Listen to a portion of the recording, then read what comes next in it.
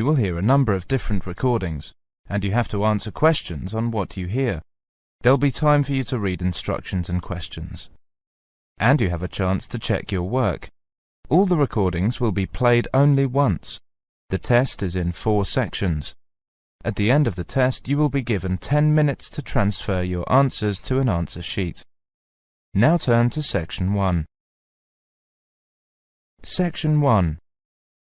You will hear a conversation. First, you have some time to look at questions 1 to 7.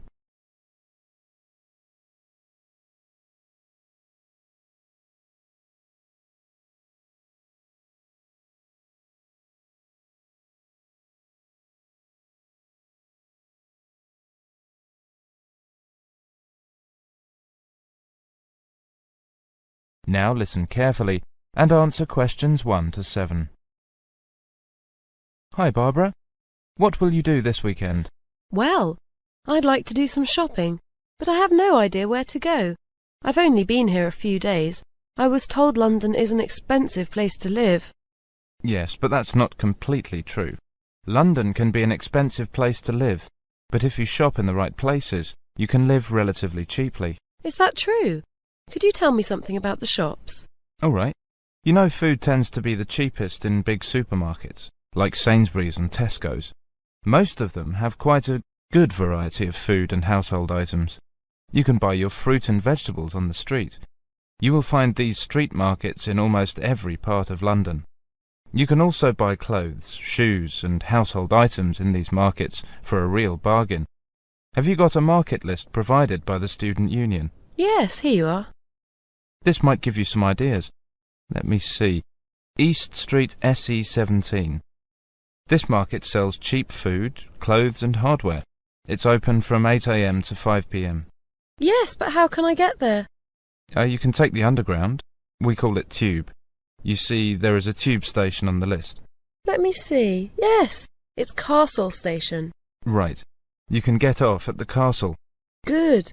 Look at Leather Lane WC1. Yes, that's a good central London market for clothes, food and hardware. It's open at lunchtimes from Monday to Friday. It's near Chancery Lane Station. Well, what about the one in Petticoat Lane? Ah, Petticoat Lane, E1. It sells clothes, shoes and household goods. It opens only on Sunday mornings from 9 a.m. to 12 at noon. Yes, we can get off at Aldgate Station. What about the one in Walthamstow, E17? Oh, that's a big market for clothes and food. It's open from 9 a.m. to 4 p.m. on Mondays to Saturdays, except Wednesdays and Sundays. Let me see. Yes, we can get there on the Central Line.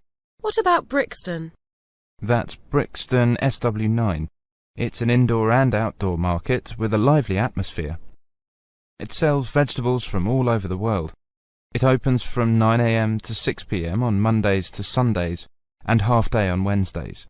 Oh, it's close to Brixton Station. Very near my place. Great. It's very convenient. Tell me more details about Camden Lock.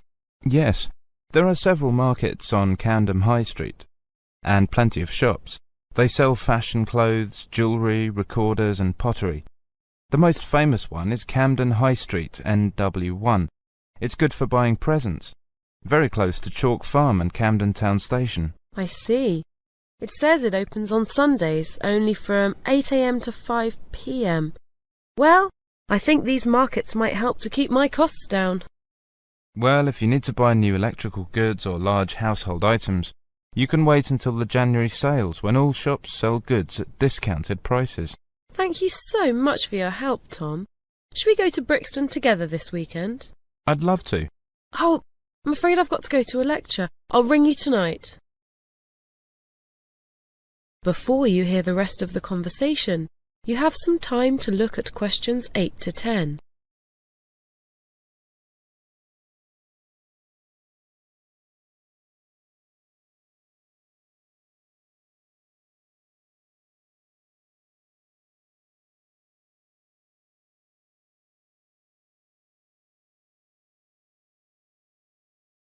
Now, listen carefully and answer questions 8 to 10. 4010625. Hello, is that you, Tom? Hi, Barbara. Have you decided where to go tomorrow? Yes. I'd like to go to Camden Town to shop. Would you like to go there with me? Yes, I'd love to. That's a good market. Mary's here with me now. She wants to go there too. Shall we meet at Camden Town Station? OK. How are you going there? We'll go there by bus. It's only 3 stops from my place. Well, we might walk there if the weather's fine. How will you get there? I think I'll have to take the Underground. I'm at Bond Street and I'll take the Central Line first and get off at Tottenham Court Road. OK. Take the Central Line and get off at Tottenham Court Road.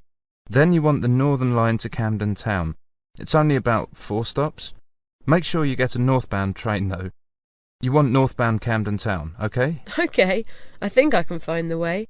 I have an Underground map with me now. What time shall we meet tomorrow?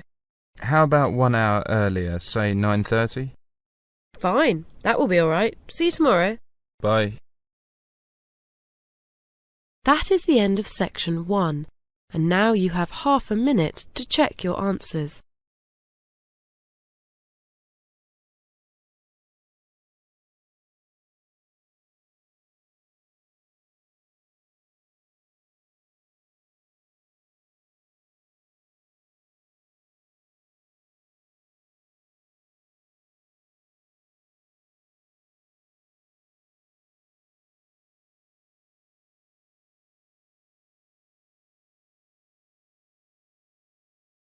Now turn to section 2. Section 2. You will hear a radio programme. First, you have some time to look at questions 11 to 16.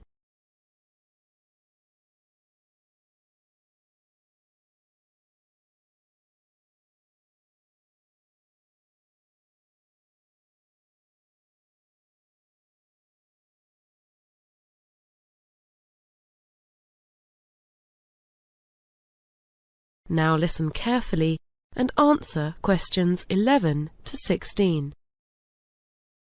Welcome, and indeed welcome every Friday afternoon at 2:15 to Postbag, your chance as listeners to let us know what you think about our programme and current issues. This week our Postbag has been virtually overflowing. Not that we're complaining, mind you. Many of you, in fact, a staggering 4,373 of you to be precise, have completed Radio South's listener phone-in survey. Some general points. 83% of you think that the radio station has improved over the past year, and only 7% that it has got worse. Most of you think that the radio station provides an excellent service.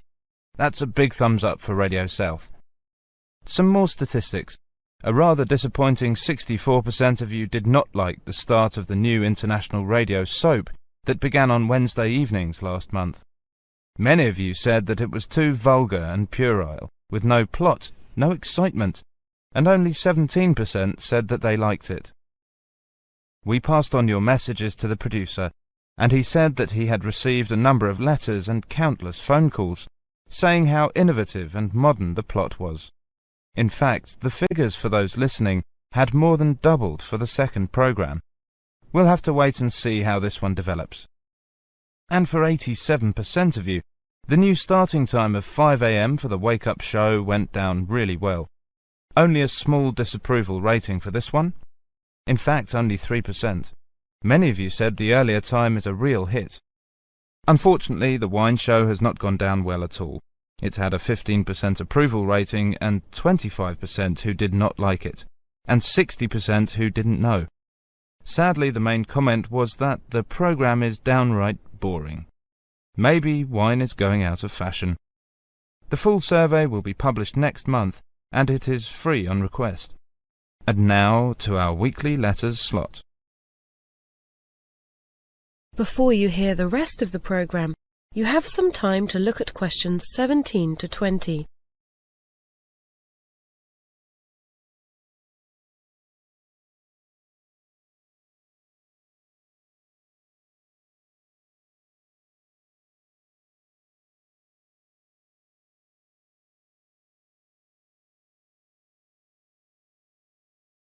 Now listen carefully and answer questions 17 to 20. Sharon from Tasmania has written in to say that she has tried to get through on the telephone to our new message line to leave a message on the voice box, but she finds it too complicated. She says, and I quote, "Every time I press a number after the main menu, the line won't accept my message. It is so frustrating. Maybe your voice box should come with a health warning." Well, I can't tell you that you're not the first person to have complained about this. In fact, we had 67 letters this past week alone, and complaints have been going up at the rate of 10% a week recently, and we're now looking into the problem. On a more cheerful note, Mary from Sydney, Australia, wrote in to say how refreshing and cheerful she found our station was. She says the music and the morning wake-up show she finds really invigorating. We've had lots of similar letters from all around Southeast Asia saying the same thing.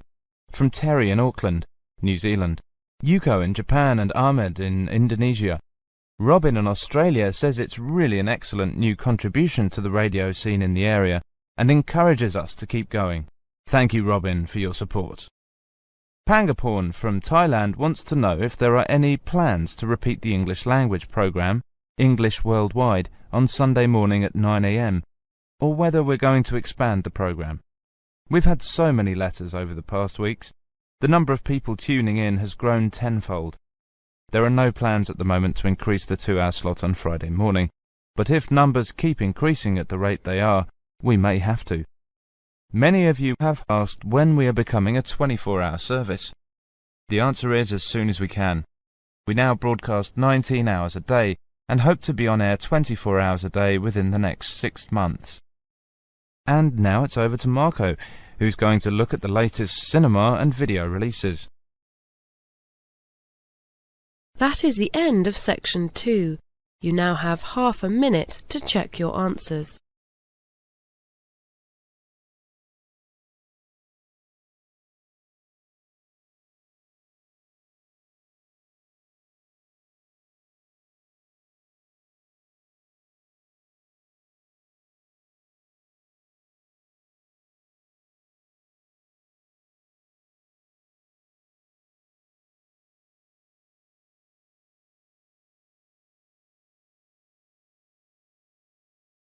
Now turn to section 3. Section 3. You will hear a conversation between a college tutor and a student about writing a book review. First, you have some time to look at questions 21 to 30.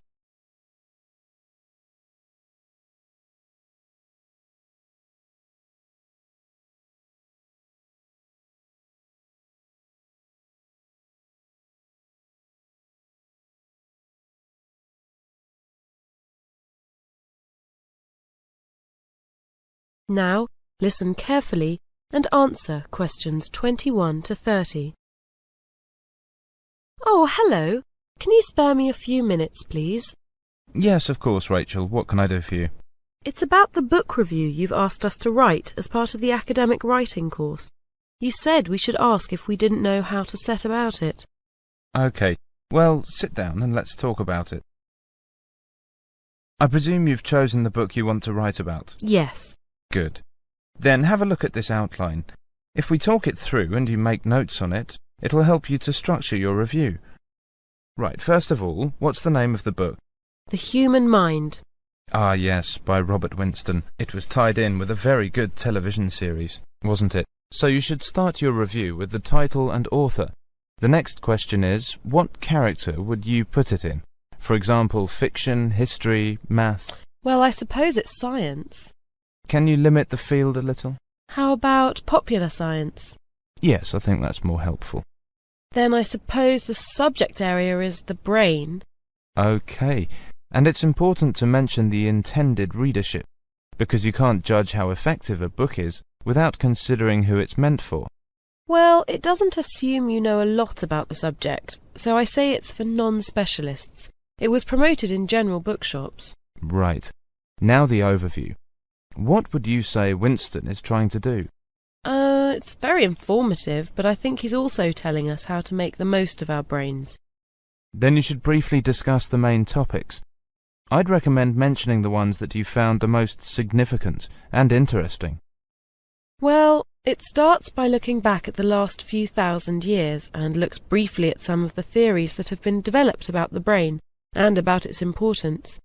It wasn't always considered as important as we now believe. True. And the next topic?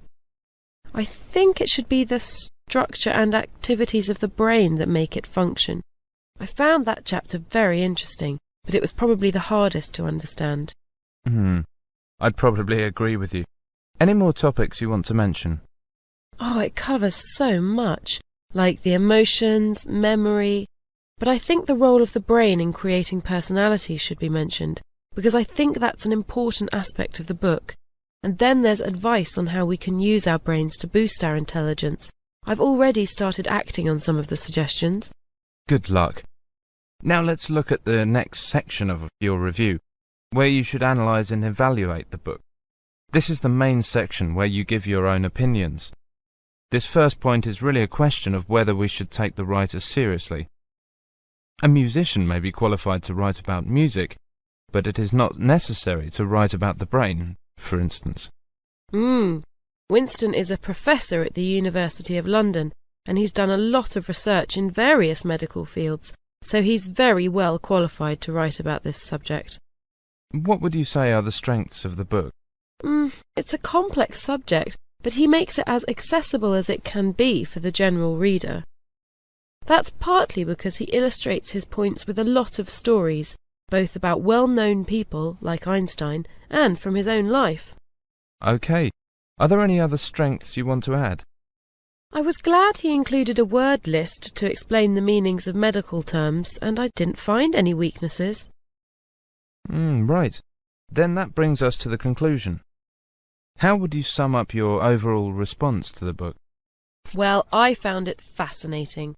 I think Winston is quite ambitious in the goal he's set himself, but he succeeded in reaching it. Well, there you are. You've got the skeleton of your review. Keep that in front of you while you're reading it up, and it should be fine.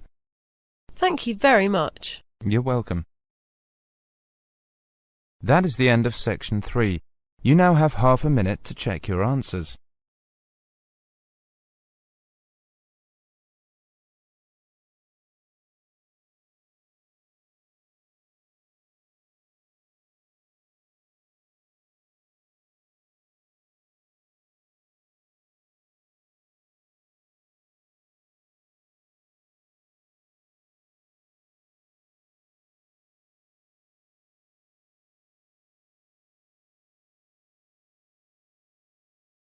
Now turn to Section 4. Section 4. You will hear a lecture on the Clifton Suspension Bridge. First, you have some time to look at questions 31 to 33.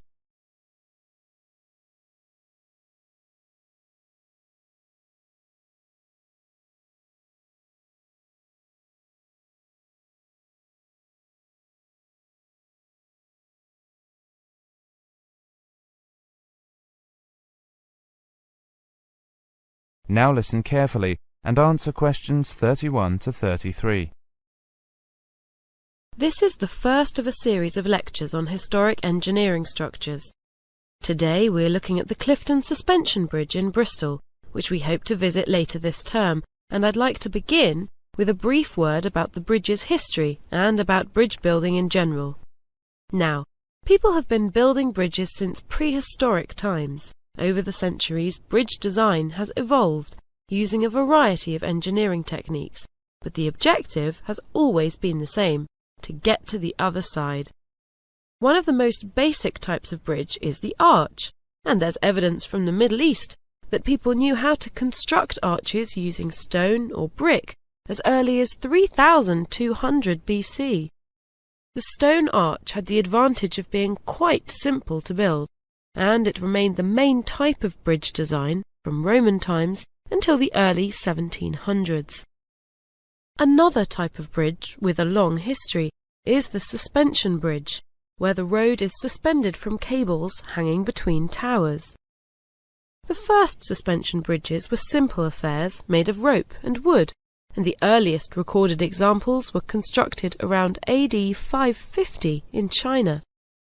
But rope has limited strength, and it only became possible to build longer bridges when iron became available.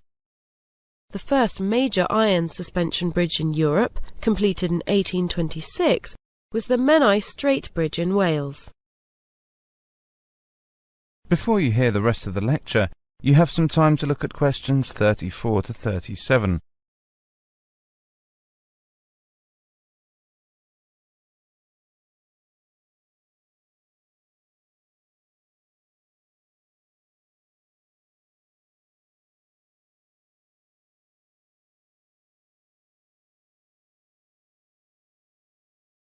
Now listen carefully and answer questions 34 to 37. The story of the Clifton Suspension Bridge in Bristol began just 3 years later, in 1829. At that time, the city authorities wanted to build a bridge over the River Avon.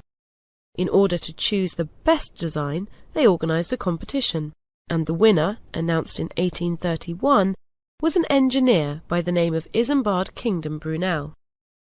Work began the same year, but was almost immediately interrupted when serious riots broke out in the city.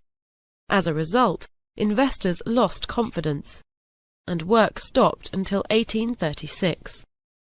The 2 supporting piers had been completed by 1843, but unfortunately at this point the money ran out, and work on the bridge came to a halt for a second time.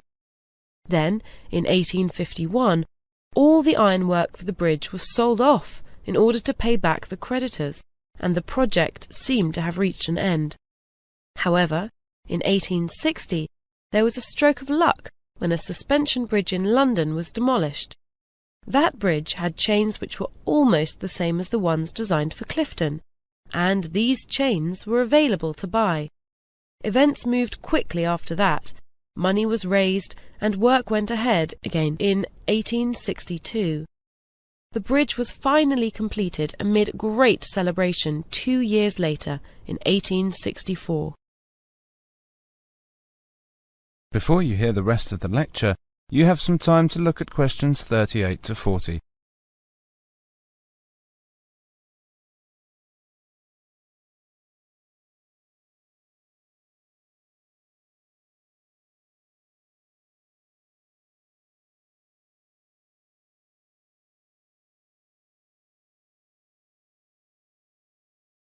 Now listen carefully and answer questions 38 to 40.